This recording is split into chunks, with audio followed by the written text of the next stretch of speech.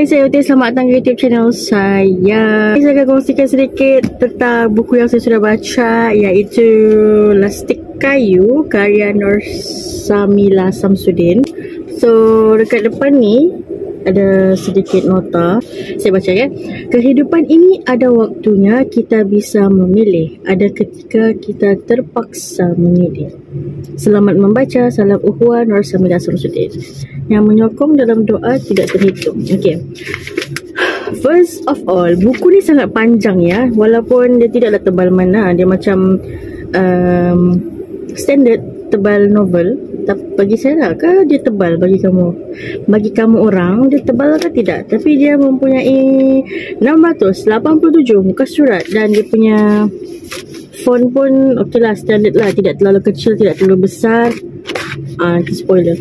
Buku ni mengisahkan seorang gadis bernama Nur Shakila. Lepas tu dia ada dua orang abang, dan orang abang tu adalah sepasang kembar, Syahir dengan Syamil. Dia berkawan dengan abang dia saja tau. Sebab Syakila ni jenis yang dia susah mau berkawan dengan orang lain. Lagi-lagi macam kawan perempuan lah. Sebabnya nanti akan ada satu scene di mana dia berkawan dengan abang dia kan. Jadi abang dia lelaki, kasar. Jadi kalau bergurau pun kasar-kasar sampai berdarah, lebam macam tu lah. Jadi ada satu scene ni bila diorang pindah kampung kan. Diorang pindah kampung sebab bapak dia macam suasana baru apa semua kan. Jadi nanti ada satu scene dia cuba berkawan dengan budak-budak perempuan. Tapi masalah biasalah budak-budak perempuan nanti mesti akan main kahwin-kahwin, masak-masak macam tu kan. Lepas tu dia cakap masa main masak-masak tu dia boleh terima lagi. Okay, main masak-masak. Tapi sampai dia cakap bosan lah main masak-masak ni, pergilah rumah ambil benda betul-betul lah. Ambil beras sikit, ambil telur sikit. Macam tu lah lebih kurang kan. Lepas tu kena layan lagi lah main masak-masak. Tapi sampai part main kahwin-kahwin dia tak boleh terima. Sebabnya siapa? Dia atau kawan dia perempuan tu dia kena jadi pengantin lelaki lah macam tu kan. Jadi dia macam tak boleh terima lah. Mana boleh dia kata. Kan dah macam perkahwinan sejenis macam tu lah. Ayat dia lebih kurang tak ingat lah. So, tak lucu ke? Oh my god. Kalau saya baca saya rasa lucu. Kamu tidak rasa lucu? Okay, bye. Ya, macam tu lah. Lepas tu bila sudah pindah kampung, dia jumpa seorang lelaki bernama Azril. Dan Azril tu jadi dia punya best friend lah. Sebab Azril ni so Shakila ni dia jenis yang mudah curious. Dia jenis perempuan yang ingin tahu semua benda. Dan cara dia mendapat jawapan itu dia melalui pembacaan lah. Jadi selama ni dia tidak jumpa orang seperti dia. Jadi bila dia jumpa si Azril pun sama spesies macam dia juga, macam one of a kind gitulah. Dan dia boleh klik dengan si Azril, jadi dia jadi rapat dengan Azril lah, macam tu. So dia pindah kampung tu. Lepas tu dia jumpa dengan seorang lagi lelaki bernama Alif Farhan. Dan dia punya persahabatan bermula daripada situ dah sampai ke hujung cerita. Buku Lastik Kayu ni kalau baca dia boleh tengok daripada pelbagai aspek, pelbagai sudut. Satu, jadi Shakila itu sendiri kita boleh tengok macam mana watak Shakila itu berkembang daripada seorang gadis yang kasar, nakal, degil, hati keras, tiada perasaan, jadi seorang remaja, gadis remaja. Lepas tu seorang wanita. Kita nampak dia punya development lah. So cerita ni panjang panjang gila dah mams. Panjang sangat. Sebenarnya pembacaan saya boleh tengok pelbagai banyak aspek tau. Dia macam pasal diri Shakila sendiri. Okey, pasal kekeluargaan, persahabatan, percintaan pun ada sikit. Jadi elemen-elemen tersebut ada elemen ke aspek. Okay, sorry lah kalau salah. Jadi benda-benda tu ada dalam buku ni. Okay. Dan ya, sekejap. Macam saya cakap tadi, kalau pasal Shakila tu pula, Shakila ni jenis yang berpendirian tetap. Tapi kalau dia ubah fikiran pun, ubah pendapat pun, dia mesti akan ada satu teori ataupun hipotesis yang sangat kukuh supaya dia boleh ubah fikiran dia. Faham tak? Dia bukannya macam lalang lah, macam suka-suka je ubah fikiran. Tidak. Dia mesti ada sebab yang tertentu, sebab yang kukuh macam tu lah. Wow, Shakila punya pendirian tu sangat keras. Lagi-lagi sangat keras, sangatlah tetap. Lagi-lagi bila dia cuba jaga batas persahabatan di antara Alif Farhan dan juga siapa nama Azril. Pas sepanjang berkawan tu, si Shakila bersusah payah. Dia susah payah tu. Dia cuba kontrol hati juga dan perasaan dia juga, sebab dia tidak mau persahabatan tu nanti jadi janggal, persahabatan tu jadi runtuh, macam tu lah. Tu boleh baca lah, tengok macam mana dia jaga hati dia, jaga batas antara kawan-kawannya. Itu yang persahabatan tu pula, nanti boleh tengok antara persahabatan si korang lah, Azril, Shakila dengan juga Alif Farhan. Dan di dalam persahabatan itu akan ada pengorbanan, salah seorang akan berkorban. So kalau mau tahu siapa yang berkorban, kena baca. Okey, tu pasal persahabatan lah. Percintaan tu yalah, bila sudah ada yang berkorban tadi saya cakap, so mesti akan ada hati yang terluka, ada hati yang bahagia. Jadi kena baca kalau mau tahu. Saya tidak akan cerita. Sama ada siapa lelaki yang Shakila pilih antara Alif Farhan dan juga Azril. Kena baca, okey. Dan lagi satu, ni yang paling penting lah, saya rasa macam dia isu kekeluargaan. Bila mak dia jatuh sakit disebabkan satu insiden tu, dia rasa dia perlu bertanggungjawab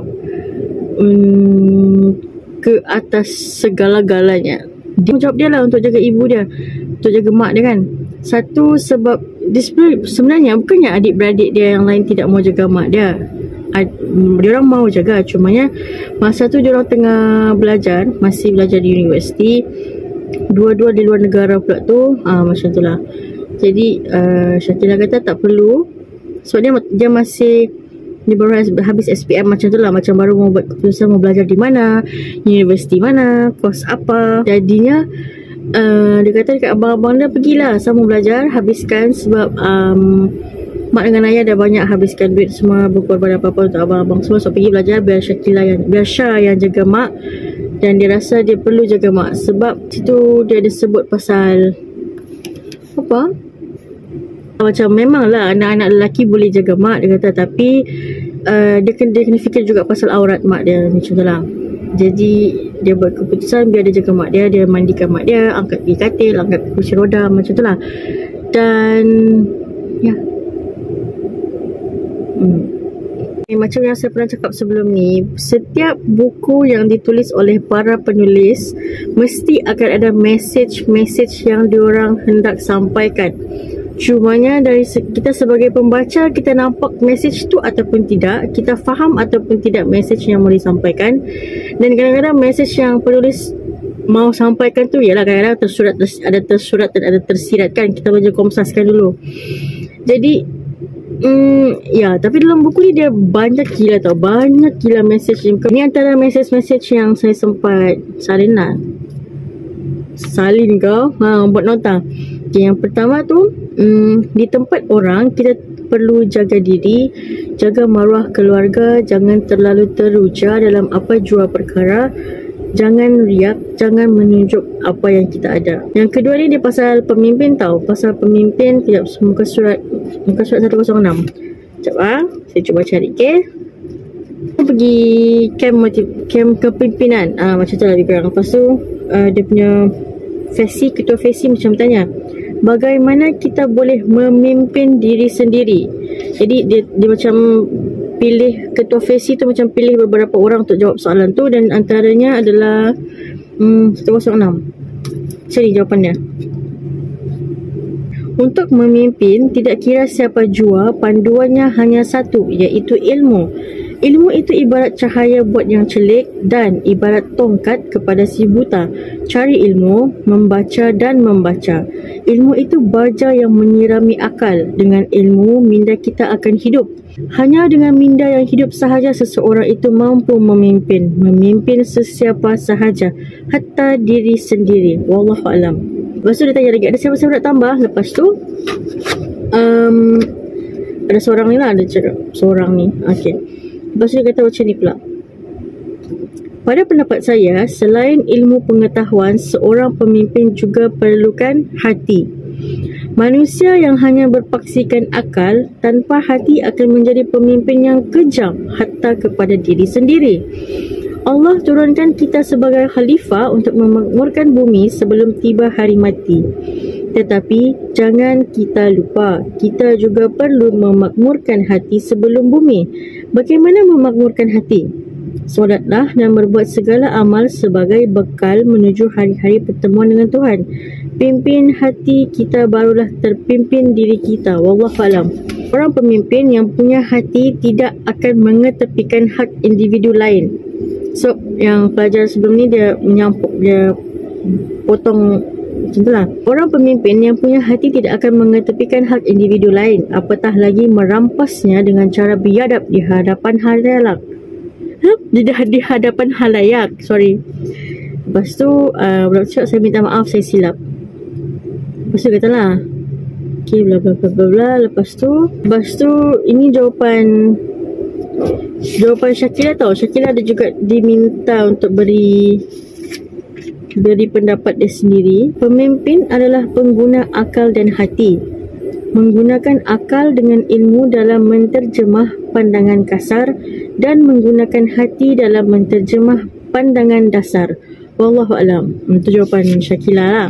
Azril dengan Alif ada discussion tau antara diorang-diorang ni pasal statement Syakila tu. Apa maksud Syah? Pandangan kasar, pandangan dasar? Lepas tu Azril respon macam, pandangan kasar itu apa yang kau nampak jelas. Contoh air laut. Bila kau pandang laut, kau boleh nampak ombak, buih di atasnya.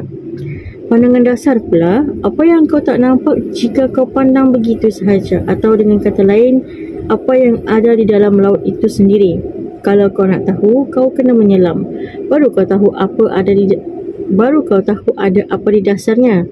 Elok atau tidak, cantik atau seram.